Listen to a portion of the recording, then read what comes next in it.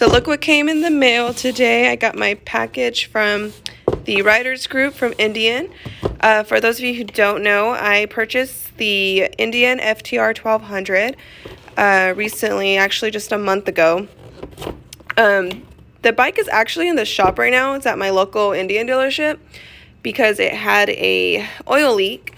So that's getting fixed. I'm actually on my way to go pick it up right now, but I wanted to show you guys this. I've already opened that. But this is what they sent me. I think it's pretty cool. So when I got the bobber, I got a backpack with it, and honestly, I prefer something like this. Like, I can put this up and hang it, whereas the backpack, I don't even know where it's at anymore, to be honest. But yeah, this is cool. So yeah, I'm gonna go get my FTR and find out about that oil leak, and I'll let you guys know what I find out.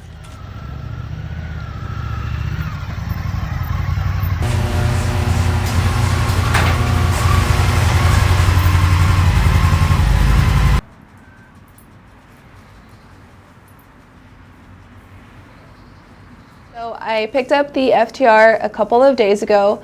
Like I mentioned earlier, the FTR did have an oil leak. I was a little concerned because it is a brand new bike. I've only owned the bike for 1 month. So yeah, it kind of sucked, but my dealership took care of me. When I dropped off the bike, we initially thought that it was the rubber fitting around the steel braided hose. But when I picked it up, they told me that they went ahead and swapped that out. It didn't fix the leak, and so it turned out that they completely removed the steel braided hose, and that's where the oil leak was coming from. My dealership did mention that this was the first time they've experienced something like this with the FTR. I'm not too sure how many FTRs they've worked on, but I'm sure they've worked with plenty. I don't know if it was just me and bad luck with the FTR that I purchased. If any of you guys have experienced this leak, let me know in the comments, or let me know, how soon after you purchased your bike you experienced it. But with that being said, that's probably the only main issue I had with the FTR so far. I want to give you guys a 1 month review on the FTR. I do plan on re-filming this video once I own the bike for probably at least a year, because I'm sure a lot of my opinions are going to change. So the first thing I want to talk about is the height on the FTR. This is probably the question I get asked about the most, and I'm not surprised one bit, because it's a question that I even asked FTR owners before I went ahead and purchased the bike. The FTR is obviously a higher bike, especially for someone like me who is coming off of a bike like the bobber, which I can easily flat foot. It was definitely intimidating at first, and I cannot put my feet completely down, so there is no flat footing this bike. I am 5'8", and I think I even measured my inseam, and it's probably around, I think it was 33, 34. So I am able to tiptoe the bike. I can't really put both feet flat down. I can definitely do the leaning side to side. One foot can be flatted while the other one's tiptoe. And sometimes I do that at red lights, but for me, it's just easier to just kind of tiptoe both of them. It's not too bad. I can definitely see how it could be intimidating, especially for a person who's coming from a bike that they can flat foot. So next I want to talk about the digital display on the FTR. I know that thing offers all kinds of features, and to be honest, I haven't dove too much into it, but the one thing I have dove into is the Bluetooth. I listen to a lot of music, especially when I ride, so this thing has been so cool.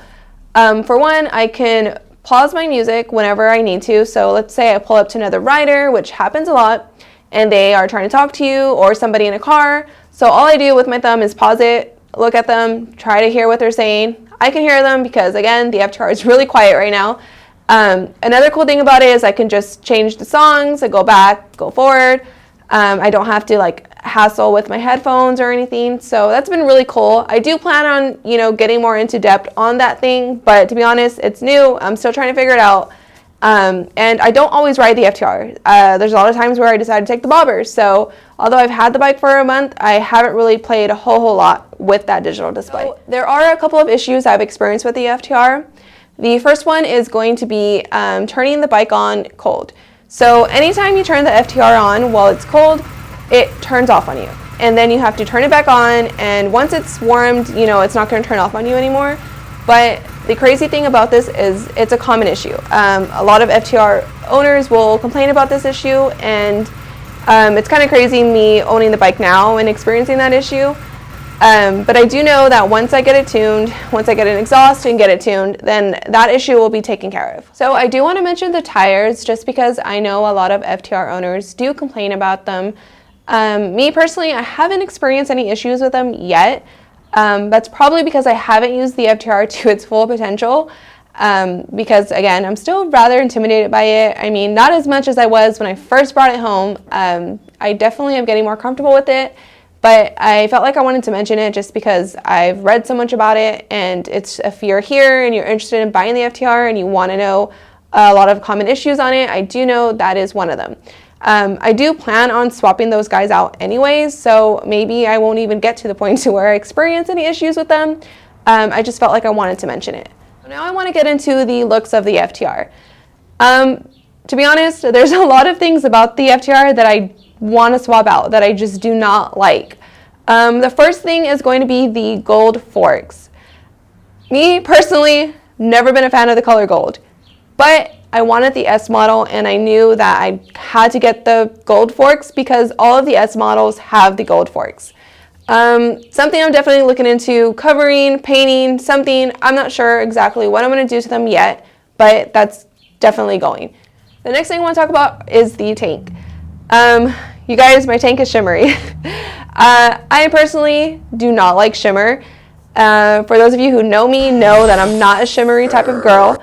So it's definitely something that has to go. I haven't decided exactly what I'm going to do with it. I keep going back on whether or not I want to get the carbon fiber, the black carbon fiber tank covers, or if I want to get the unpainted tank covers and get them painted flat black to go with my bobber.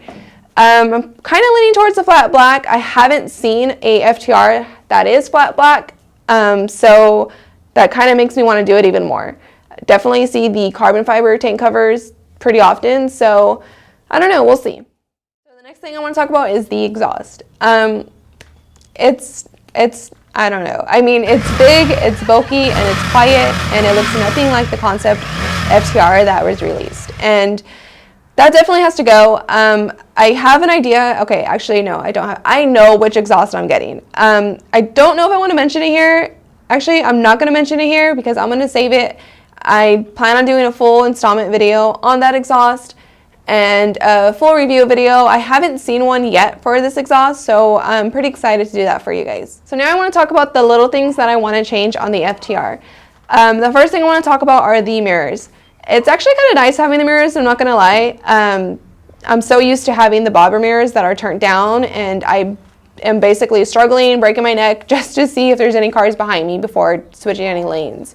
With these mirrors, they're high, everything is visible, I can see easily what's behind me, I can easily fix my lipstick, fix my bangs, do what I need to do, but they're ugly. And not only that, when I lane split, because the bike is so high, I swear I'm going to hit someone's mirrors and somebody's going to beat me up.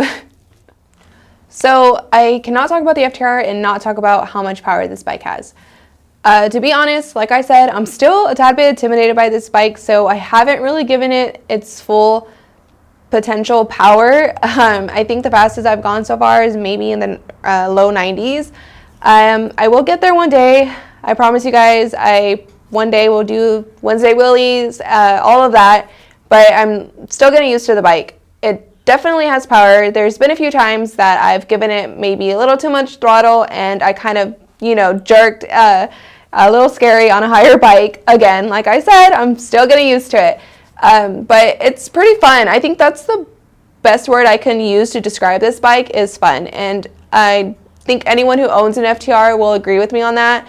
It's just a fun bike. It's there's something about it. I don't know. It's the height, it's the style, it's the lean angle, it's everything. It's just a fun bike. I'm really excited to continue to ride it and get more comfortable with it and just basically reach its full potential because I know I haven't yet. Again, 1 month review. I can't wait to watch this video back and see my 1 year review and just see how much I've gotten more comfortable with the bike and how much more I've learned about the bike.